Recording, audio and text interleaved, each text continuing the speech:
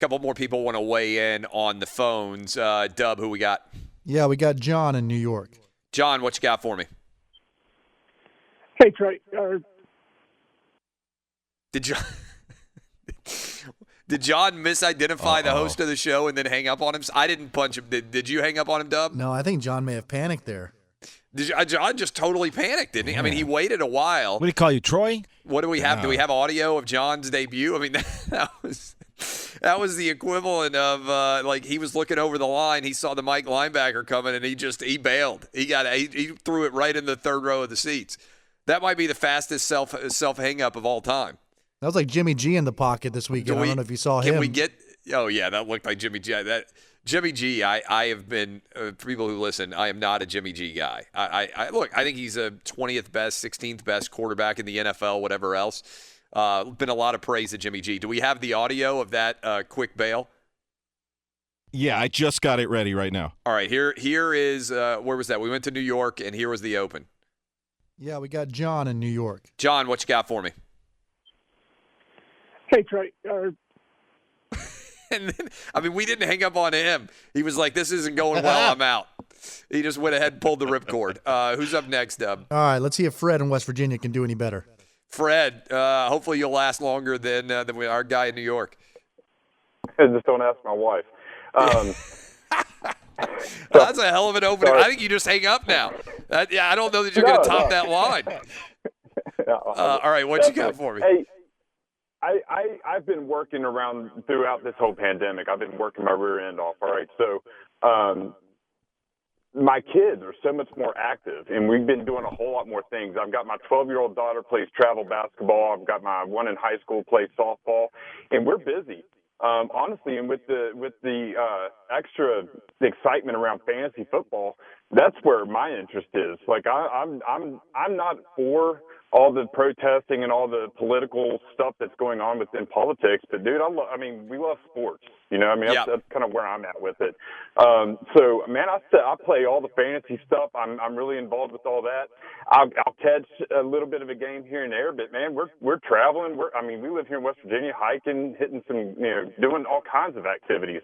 Just staying busy. I mean, it's really kind of the quarantine is really kind of focused to family time, and we've really focused around that kind of stuff. So I don't have to sit in front of a TV for 4 or 5 hours. Thanks for the call. It's interesting. My 9-year-old who turned 10-year-old Monday, right? Like literally he turned 10 during the Titans Denver Bronco game. He said the other day that the quarantine is his favorite time ever. He didn't have to go to school. Mom and dad were around home all the time. We were watching movies together. We're hanging out even more than we had in the past. And I do think that, look, there are a lot of always negative stories associated with and will be written for decades and hundreds of years, probably about 2020. But one positive, if you're looking for something positive, is I have heard a lot of people say that it brought them closer to their family. And I think there are a lot of young kids out there that maybe their parents work a lot, maybe their parents are busy, they're out of the house, they're spending hours going to and from work, and suddenly they were home and they were all around, and it was like time slowed down. And for young kids, I think many of them are going to look back on it and be like, hey, that's the best time I ever got to spend with my mom and dad. All right, who's up next, Dub? All right, we got Blake in Denver. Blake, what you got for me? Hey, Clay. Hey, did you watch? If not, why? I watched the first game. It was too late for the second game. And I'm flying to Nashville today. Yep. And I just want to know, is that Tiger caught? Thanks for the call. By the way, that was a late game. I think a lot of us are still recovering who stayed up. That game didn't end until after 1:30 Eastern, the Titans game against the Denver Broncos. He's flying to Nashville. The Tiger was not in Nashville. It was in Knoxville. Danny G, do we have an update on what happened with the Tiger? The last thing I think you told us was somebody said they might have gotten confused and it might have been, like a mountain lion instead of a tiger? A bobcat. Yeah, bobcat, mountain lion, like all those things are kind of the same word, basically. But, okay, so did we get any update or is there still potentially a tiger loose? It was in Knoxville, not Nashville. Right, and I have not seen any new news on that. All right, so we just have to wait and see whether the tiger is going to kill someone or not, or whether it was just somebody wwho had gotten drunk in Tennessee and thought they saw something they didn't. By the way, as someone who has often gotten drunk in Tennessee and seen things that he thought he didn't, I am not going to take any shots there, particularly because people haven't even had to start drinking heavily because the University of Tennessee football season hasn't even begun yet. Who's up next? We got Bob in North Carolina. Bob? Hey, Clay. Yeah, hey, what's up? I love the show. Thanks for taking Appreciate my call. And yeah. I did try and watch a little bit this weekend. And it's not, the social justice stuff doesn't really bother me so much because I can tune in, after kickoff and watch a little bit. But I was trying to watch the Monday night games and I had to turn it off because it's the corona thing that really bothers me. I can't stand watching all of the just virtue signaling mask wearing on the sideline. Yeah. And everybody's on the sidelines touching their mask, pulling their mask down, pulling them up. And then at the end of the Pittsburgh Giants game, they've worn their masks and social distance sort of on the sideline the whole game. And then they all come to the middle of the field. They're shaking hands. They're hugging. There's no mask. Yes. Thank you for that. The whole it's cosmetic theater, right? And I've talked about this. If you go out to a dinner in a restaurant, like I'm going out to dinner tonight, I will have to put on my mask to say like, hey, Travis, party of whatever. And they'll be like, okay, follow me. And they'll take me to the table. And as soon as I sit down, I will take my mask off. Who am I protecting in the 45 seconds that I wear a mask into the restaurant and sit down at my table and then immediately take it off? That's ludicrous, right? Same thing. I went to movies. I've been to gone to movie theater 3 different times the last month. In order to walk into the movie theater, I have to have a mask on. As soon as I buy popcorn and a drink, I can take my mask off and I can leave it off for the entire movie. Again, 99% of the time that I am physically present inside of that structure, I don't have to have a mask on. It feels like I'm dressing up to be able to get seated. I don't know what the situation is in California for you guys, but I definitely notice that when it's on television, like all of these guys have masks on the sideline and they're like, we need to socially distance. Then first of all, they play a game where they tackle each other throughout the entire game. And then at the end of the game, they all meet and they shake hands and they don't have masks on. But for some reason, the coaches need to have masks on the sideline. It doesn't make sense. And oh, by the way, I feel the same way about the NBA bubble. Like, you're in the bubble. You don't need to have masks on in the bubble. You're getting tested every single day. Like, it's all cosmetic theater, it seems like to me. And so I'm not the guy who's going to be like, I'm going to throw a fit over I have to have a mask to go into a store. Like, I was in Target yesterday going out buying things with my kids for their birthday. I was with my parents there. And we went to the mall and all that stuff. And I'm not going to be the guy who's like, I'm going to fight over whether or not I have to have a mask on. Like, if I go into Costco and they require me to put a mask on, I'll put a mask on, right? Same thing, like I wear shoes and I wear a shirt. I don't think it's that big of a deal. But the restaurant thing to me is just totally ridiculous. Like, a couple of different times, same thing with the movies, I have forgotten my mask, turned around, had to walk back to my car, gotten the mask, walked in, put it on for 30 seconds, said, hey, yeah, Clay Travis here. We got a dinner reservation. They're like, okay, thank you, Mr. Travis. They walk me to my table. I immediately take my mask off. What is the point of having a mask in a restaurant if you only wear it for 30 seconds? It doesn't make any sense to me. Who's up next? We got Harold in North Hollywood. Harold in North Hollywood. What you got for me, my man? Look, Travis, I know this is your show. Yeah. This is your show. That's right. It's my show. When you turn into politics, that bothers me. I resent it because I get up in the morning and it's early out here in the great state of California. When you had the Trumps on there, that really bothered me.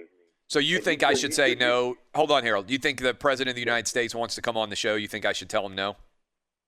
Yes. You do. Why don't you No, you turn it into politics. No, but Harold, I just want to confirm one more time. If the President of the United States, let's say Joe Biden wins, if Joe Biden calls up Outkick and he says, hey, I want to come on the radio show, you think I should turn down Joe Biden? Let me me ask you a question, Clay. No, I'm asking you a question. You said that you were offended that I had the President of the United States on the show. I'm just asking you if the political party were different. If Barack Obama had wanted to come on my radio show when we started this radio show and we were just getting going, and Barack Obama and the White House had reached out and they'd said, hey, the president would like to come on your show, you think I should have said no to Obama? You know what? You're showing your true colors. By what? By putting the President of the United States on the show? No. You've downplayed this from the beginning of this virus. We have lost over almost 200,000 people, and you're okay to go to a restaurant. And do you know how many people, hey, Harold, do you know how many people die every year in the United States?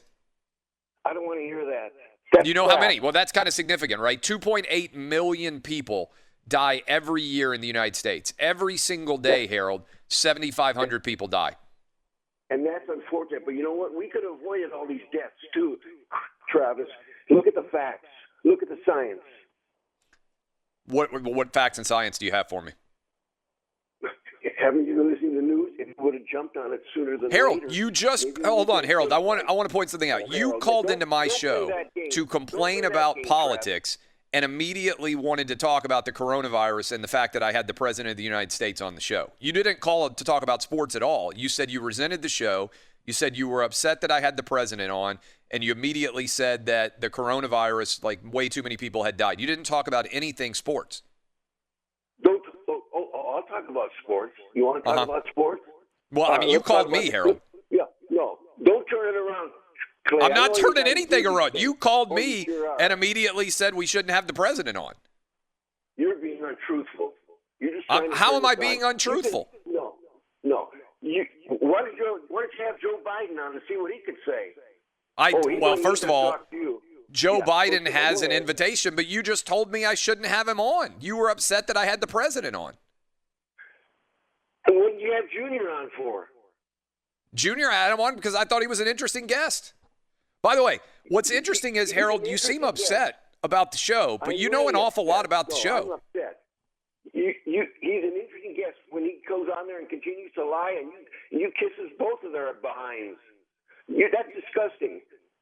You're disgusted by the show. I'm disgusting by what you turn the show into politics. I'm passionate about this, and I'm really upset. And you get on every day and you talk about, we got to go play football. Go play football. You have not taken this thing seriously since the beginning. You just want everybody to get out there and be normal. And that's I do. Disgusting, Clay. I want everybody to go to work. I want everybody to go to school. I want everybody to play sports. I'm consistent about that. Well, you live your life the way you want to. But if you lost a loved one from the virus, you wouldn't be talking like this. I disagree. I think that people are – look, again, thanks for – Harold, you haven't said anything. Do you have any actual point that you want to make? No, that's it. Okay, thank you. Have a nice day. You have a nice day too, Harold. Harold's upset that we had the President of the United States on. Harold's upset that I want people to go back to work and back to school and play sports. And Harold was upset that we talked too much politics on the show, but he only called in to give me a political opinion. It's pretty straightforward. We are always going to have on this program the President of the United States on this program whenever we can have the President of the United States on this program. That's whether it is Barack Obama, Donald Trump, Bill Clinton, George Bush, Joe Biden, whoever the president is. You can disagree with me on a lot. If the White House reaches out and says the president would like to do your show, the answer is always going to be okay. Period. And if that upsets you, you can go listen to a much less successful radio show somewhere else in the country. But I think the vast majority of Americans, regardless of what their background is, are going to say, you know what? President probably makes sense for Clay Travis to have the President of the United States in. Dub, you said Harold always calls in to complain? Yeah, Harold calls. He's a frequent caller. And every time I ask, what's your name? Where are you calling from? It's oh, no, I don't want to get on the air. I'm trying to sleep. Every time. I mean, he probably calls once a week, I'd say. What's interesting is Harold listens to a lot of the show to have all these different complaints. Like what I learned early on in radio was some people get worried about complaints, right? I'm not the guy who cares about complaints. I just genuinely don't care. But what is amazing to me is the people who complain always cite like things that have been going on for months. They're like, well, 6 weeks ago you said X, and then 2 weeks ago you said Y, and then 4 days ago you said Z. And I'm like, if you really hate this show, what kind of sadomasochist are you to listen every single day for the entire time? And the truth is, I'm not one of these people, but some people have a hater gene and they get titillated by being angry. And so they listen to the show. It doesn't really matter to me whether you listen to the show because you think I'm the greatest human being of all time. You're right, by the way, if that's why you listen. Or if you think I'm the worst human being of all time. It doesn't really matter to me. I was having this conversation with my wife last night. She was like, what percentage of the American sports audience in sports do you think like you? And I was like, 35%. She was like, you think 65% of people don't like you? And I was like, yeah, I think I'd be a 35% approval rating. She was like, that doesn't bother you? And I said, no, 35% is pretty good. I said, in my business, it isn't a problem if people like you or don't like you. It's a problem if people don't care, right? Like the 35% who love me, they would take a bullet for me. They're out there fighting in the streets every day for Outkick.